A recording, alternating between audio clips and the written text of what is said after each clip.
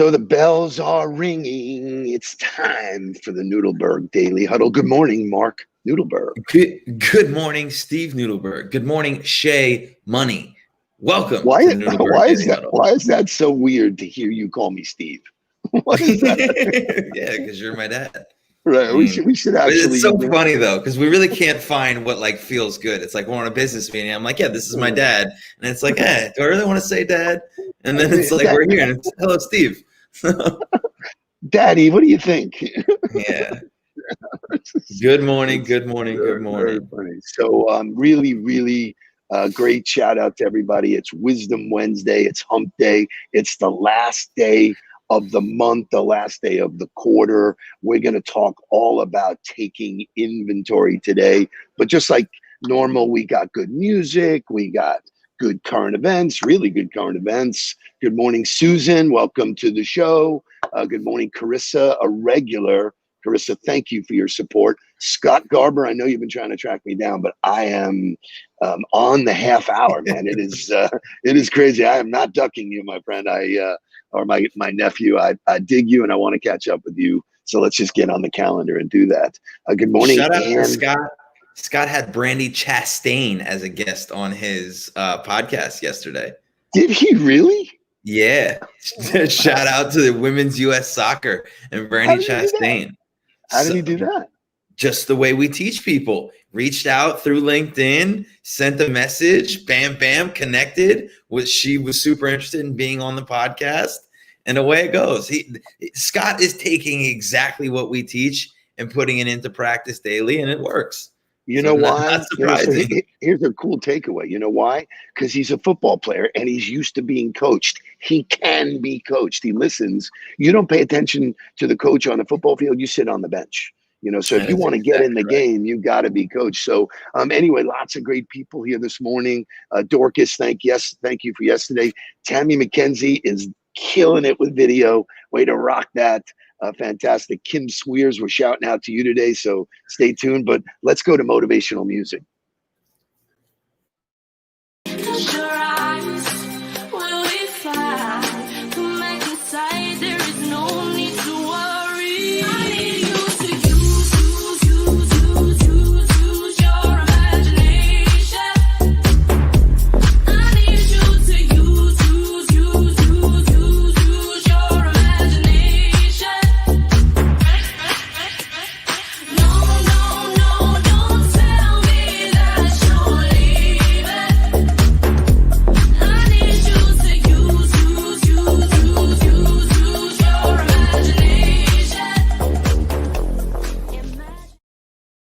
So I will tell you that you will have that beat in your head all day long. All day. It's one of my favorite songs that most people would not know the name of that group, but I do at 60 years old, jamming with a little Gorgon City. That is correct. So correct. The words matter. It's all about use your imagination. We're going to talk about that today. Lots of great stuff coming up. A couple of shout outs before we get going, because this is really important. I talk about waking up early. It's the first rule in my book. And what do people do with those early hours? Gigantic shout out to those CEOs and sales leaders who are taking and making calls and virtual coffees before 7 a.m. Big shout out to Richard Shablin in Durham, North Carolina. Awesome call. Way to start my day, brother. Lit up talking Jets and Yankees and Mets and all that kind of stuff. Shout out to Kim Swears texting back and forth. Ben Sterner on his way to New Mexico texting back and forth. These are the people who get shit done. And so Andrew Lee, we have our social media initiative meeting this week, our bi-weekly meeting. The presentation comes into my inbox this morning at 3:30. Because I told him I would be up at 4. He goes, challenge accepted. Sure enough, the presentation came in at 3:30 for us to go over. So shout out to the people. Annie Lieb shot a message this morning.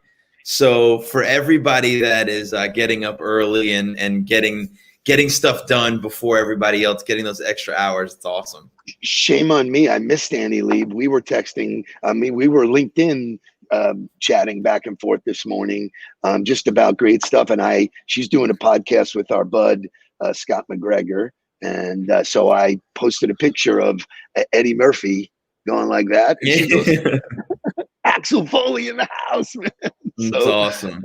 Oh, great stuff. So, you want to know what winners do. Winners get up and do it early in the morning. So Kim Swears with coffee early in the morning.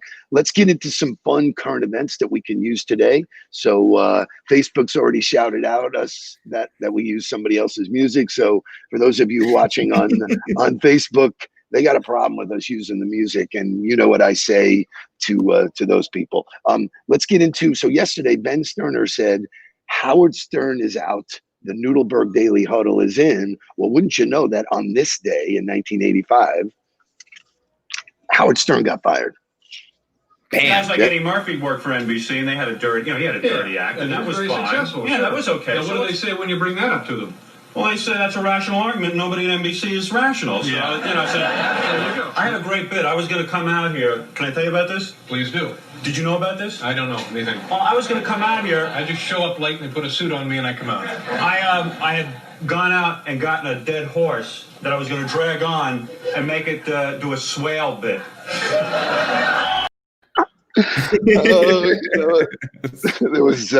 There is nobody like Howard Stern. He pressed the boundaries for sure. And for those of you who, no surprise, Richard is a Howard Stern fan. I knew it, man. So anyway, we shouted out to him.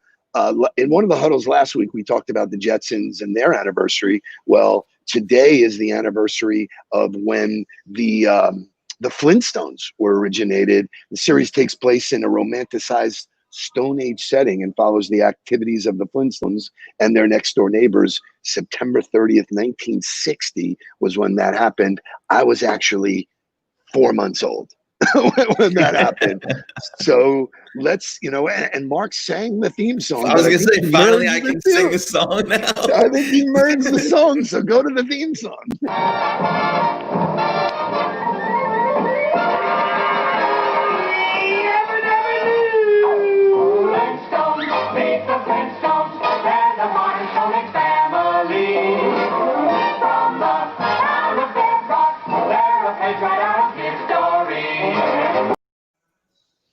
Page right out of history. Isn't that, I just love the Flintstones, whatever. So congratulations to all of those, to that stuff. One last shout out that I think is fairly significant. On Sunday was the first time ever that there were 3 females on the field, 2 female coaches and 1 official. First time in NFL history. Congratulations to women who are getting involved in football, and a pretty spectacular effort there for those that are paying attention and equal rights and all that kind of stuff. Breaking down the boundaries. Good stuff, Anyway, so, at this point, we like to get into the wall and the hall. But before we do that, I want to share, one quick sort of idea or message from Kim Swears shared with me, a note that she got. She received a gift yesterday, and she sends me a note. She says, I came home to this amazing gift. My old 5 a.m. workout partner from years ago sent this to me. She said, I have been she's been her saving grace through a really hard time. My daily posts have been so inspiring. She said it was her way of saying thanks. Kim, shout out to you for putting out great quality content with no expectation in return. And the message to everybody this morning is there's somebody out there that needs to hear your message. So all this stuff that we're teaching about LinkedIn is not bullshit. It's reality. Add value every single post, every single message, every single thing you do, and watch the people that you affect. Mark, you want to comment on that? Yeah, it's an interesting conversation because it's very similar to your TED Talk. And, a lot of people have watched Social Dilemma now. And so there's a lot of negative, and that's not, nobody's saying that there's not negative to social media. But when you make social media about delivering value to the people that like, and trust on a daily basis, you can't lose. So when you take it from the perception of, I'm looking to help everybody around me, which if you're in sales, that should be your mentality anyway. Shout out to Colin Mitchell, because I was on his Sales Hustle podcast yesterday, and we talked a ton about this, as you have to put it at the core of your understanding of who you are as a person, that your mission is to deliver value. And Kim delivers value day in and day out with what she's posting, because it matters to her. It's genuine and authentic. He is the coffee queen. And so I think, you know, it's awesome to see people get that validation of, and I had this conversation with Allie yesterday, that you just never know who's watching. She gets a message from somebody that's been following her for 5 years, just thanking her for all of the things she's put out, because it's helped them change their lives and get out of their marriage and really do things that they never thought they could do. Unbelievable. So using social media as a way to deliver what matters to you and give value to other people, if that's the way you go about it, fantastic. If you're using it for any other reason, then you're wrong. Well, you know, if you show up to the party and want to sell something, which is the absolute wrong way to use it, you get messages like this. And this is thank you, Michael Metapor, who is a longtime friend and a client. I'm enjoying our coaching. Are we doing Shane? Oh, sorry. Yes. Sorry. My bad. Look at me. Jump the gun.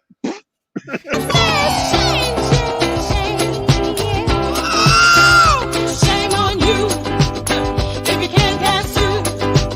I said shame on you. I almost blew it there, buddy. Thank you. It's like I'm sitting in the rookie seat. Jesus Christ. So thank you, Michael Metapor, who sent this out. He got this from a gentleman named Keith, who is a technology company. And this is his Michael. The economy is low and we must rise up to help each other. So many organizations are making 30% or more cuts across the board. Here are a few tips for minimizing your costs without having to make hard decisions. Look at your business. Focus on your financials. Wash your hands. Touch your face. No, really, are you? And then he goes, what are you doing to thrive in this economy? Do it. Hit reply. Teach me something that I can help other organization. I'll do you one better. I challenge you to schedule a time with me in the next 3 days. Seriously? Seriously? Challenge me? Challenge not accepted. We need sound effects for that one, man, because that was terrible. Right. Go. All right. So this one comes from Christina, and she says, "Hi, Mark. I would like to call you, but I know email is typically the best way to connect. Interesting. I love the chance to show you what we can do for your company using our low-cost lead generation and appointment setting program. Between our large database of decision makers, quality data, why? There's nothing in there. It's unbelievable. It's unbelievable. X, no thank you. No thank you, man. So one more for me. I'm Jenna Haroon of Iprospecs. I'm touching base to see if you'd like to add appointment setting services to your current growth strategy. Please send me the best day that I can talk to you. That day will never come. It's not happening. No thanks. Listen, if you can't make your own appointments, there's plenty of other jobs to find. There you go. Okay, all right, so well, let's go to the good stuff then, huh? Let's get to the good stuff. Standing in the Hall of Fame. Yeah. And the world's gonna know your name. So Dave Stavali, just amazing. Great points here. Talked to a guy for the first time in 2 years last week, and first thing he said was, tell me about these Nudelberg guys and all the stuff you are posting on LinkedIn. You are right. You never know who's watching. How about these Nudelberg guys? I don't know. Be careful what you say about us. We're going to know. We're going to know. So shout out for the Hall of Fame to Ben Winfield. Hi, Steve. One of the people I've worked with and have had liked one of your posts so you continually pop up in my feed. I checked it out. You seem like someone I should be following on this platform for more nuggets of wisdom. Thank you for accepting me. I hope that's okay. Ben, that's the way to play the game. You're in the Hall of Fame. So this is the shout out to a young guy, and George Ramirez comes into my world and he says, "Hey Mark, what made me interested to connect was a post from one of my Siget brothers who expressed how our brotherhood was able to give him the ability to connect with individuals like you. While I'm still in school, I see that your journey has taken you through many experiences that I might be able to learn from. I'm interested to have a conversation with you to see how you might be able to help me after my graduation." Bam! Like, and so this to me preaches that this is somebody who's 18 to 22 that hasn't been brainwashed into this is the way that you should try to interrupt people. It's still raw. It's still genuine. That can be molded if we start teaching this younger and younger and younger, that just build relationships. Have conversations about what makes you interested in other people. It's there. Don't squash it early. The seeds of growth are like, I'm so optimistic about the future. Wow, look at you. That's optimistic is a good word. When we talk about inventory, that's going to slide right in there. What are you feeling? But one of the things that Richard and I talked about this morning on our virtual coffee was that people are stuck in a 30-day cycle. They think the game ends at the end of 30 days. Oh my God, it's September 30th if I don't close it. What happens if it closes October 15th? What happens if it closes in December or January, or like Hotwire just joined our, and that was a year in the making. Stop playing the short game, play the long game. Deborah D. Robinson comes in. She says, "Hello, Steve. We have not met in person, but Greg Goldstein, an original in the Huddle, and I worked together when I was in Palm Beach. He shared your recent posts, and I was interested in hearing more of your thoughts and ideas, as you appear to be a thought leader in the network." So I fooled some, right? Thank you for asking, and I look forward to hearing more of your shared expertise. Deborah D. Robinson, you are in the Hall of Fame today. Congratulations.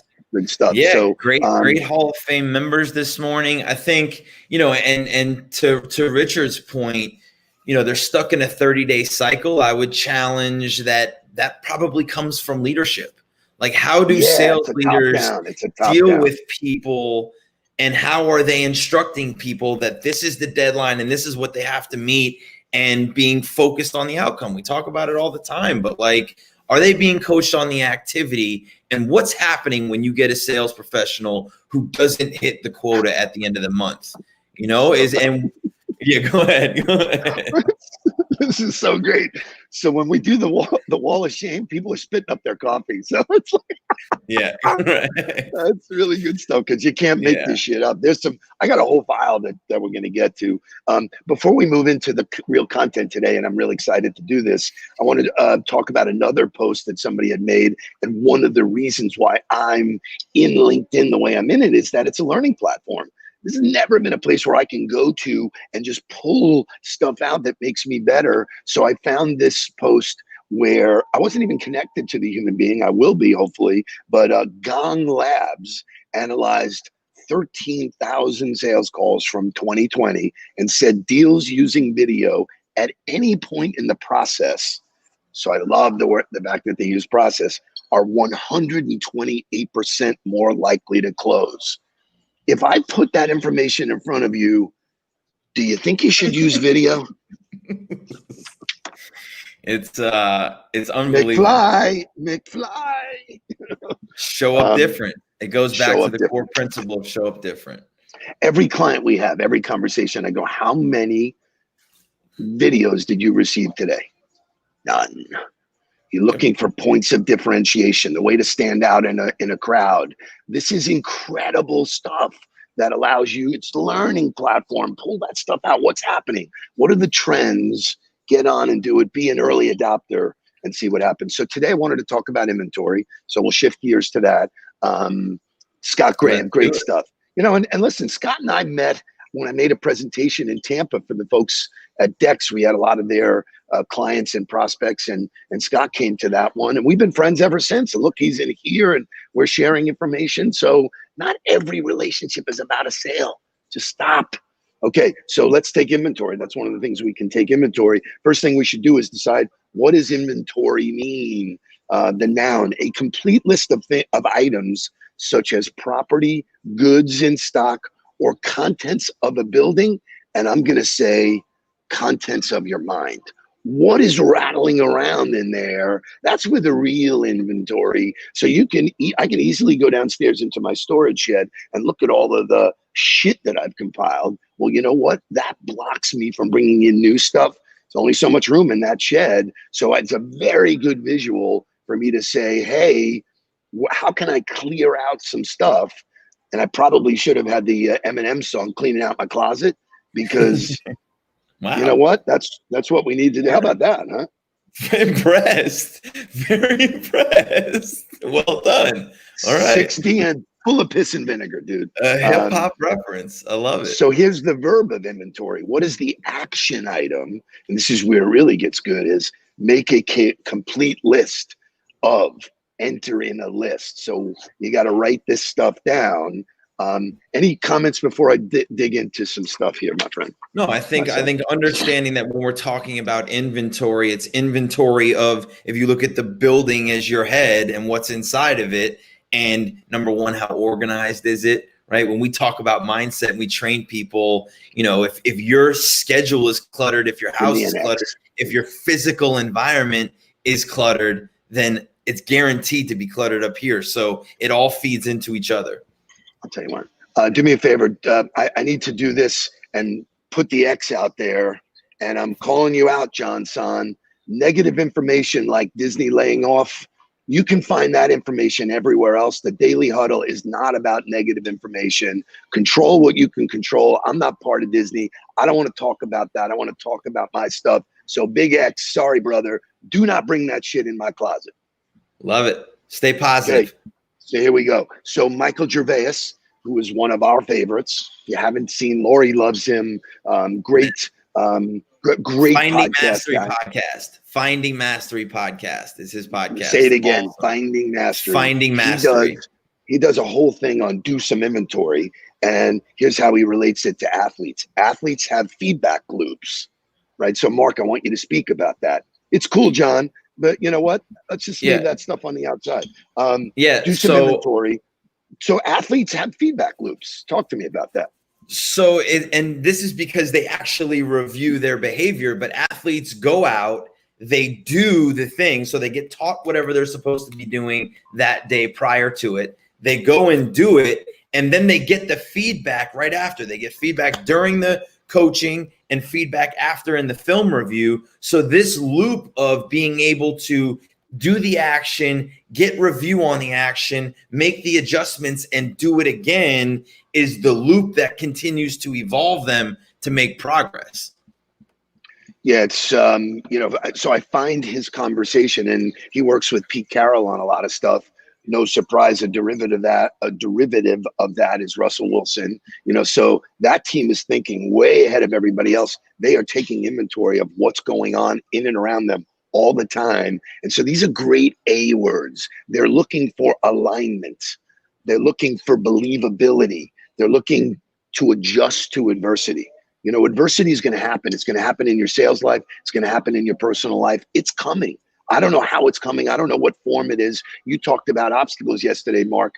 This is coming. How you deal with it mentally becomes part of it's because they practice. I think that's the thing that gets missed, is that the adjustment and the ability to deal with the adversity comes from the practice of situations, the practice of what they do, and the constant review and adjustment of it. They know that they're not always doing it perfectly because they practice it every day and screw it up in order to get better at it. So that to me is when I'm in a coach, like I had this conversation yesterday.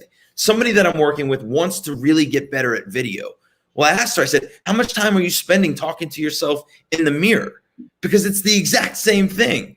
Put together your message, sit in front of the mirror and deliver your message. What you see is what other people are going to see. You want to be great at doing video? Start spending time practicing talking to yourself in the mirror. So how are you investing in the things that you want to do in order to get better at those things. And sometimes you got to let go of something else in order to focus on that. So this is part of my daily routine, weekly routine, monthly routine. I focus on 5 F's. We've talked about it before. This is how I take inventory. And my 5 F's are faith, fitness, family, friends, and finances. Now, you can Google this and it'll be all over lots of different categories and lots of different stuff. Relationships, health, career, spirituality, all of that kind of stuff. But I manage my inventory because I can look at it and go, wait a minute, I'm not spending enough time in my family. I'm not getting the results I want. Hence, Mark and I are breaking out today. We're actually physically having dinner down on Brickell with our friend Charlie Toronto and Ron Hale. So we're doing that because we want to spend time together and we want to be to do something, so, for me, it all starts with faith. When Zig Ziglar talked about, your self-awareness or, how do you see yourself? If you don't have faith you could do it, it's never going to happen. The greatest athletes in life, that's inventory. You can look at that and say, do I have a limiting belief? Is there something that's holding me back that's saying I can't do this? I don't believe I belong there. And it's the number one thing that crushes people is the fact that they don't see themselves hitting the home run, scoring the goal, doing, any of the things, that, the greatest do. And there are some people who struggle with that because of the environment that they grew up in or the place that they come from. They have real trauma that causes them to have a lower self-esteem, and it's harder for them. But that's not that. If you rely on that as your crutch and you don't do anything to get out of that, if you don't put in the work to change your mental habits and behaviors, it'll stay that way forever. You have to take responsibility. It's not your fault that you think that way, but it is your responsibility to change it. Yeah, so I'm going to give you guys specific. I'll get vulnerable with you. Before I do that, here's 6 tips on taking inventory of your life. Be specific. Don't say I want to lose weight or travel. Be specific. I want to lose 25 pounds by that date. Thank you, Howie Craw. I did that. Thank you, and you and Optavia. I did that, and I did it in a time frame. Number 2 is be realistic. Give yourself ample time to achieve those goals. This is not, like my trainer, that I work with all the time. He goes, listen, man, you're not in a competition to get on stage, and you're in the life thing. It's a long time thing. Just be realistic. Be understanding. If you twist your ankle and you're laid up for two weeks, give yourself some slack, man. It's okay. It's an ebb and flow. You can push yourself to paralyzation where I'm so uptight about not doing it that I can't do it and all that kind of stuff. Be accountable, be flexible, and be positive. Larry Long Jr., you're the most positive human being. When I want an injection of positivity, all I got to do is look at a picture of you and I feel it. So, I want to get vulnerable with you, and I want to share with you that it happens to everybody. I'm not up here or here just telling you to do it because it happens to me. We've had a phenomenal quarter, very blessed. Lots of things happened for us that we're excited about. But the way I'm programmed, where I take inventory, the number one place to take inventory for a salesperson is pipeline. And Mark, you can share. Why don't you share with them my conversation with you? Because I'm upset. And I know it's something legitimately, we were going over our numbers and going over what was happening. And the comment directly after it was, I'm beating the shit out of myself because I looked at my pipeline and it's garbage. There's nothing there. So, but what did you do? I think that yes, that's real. And you had that thought.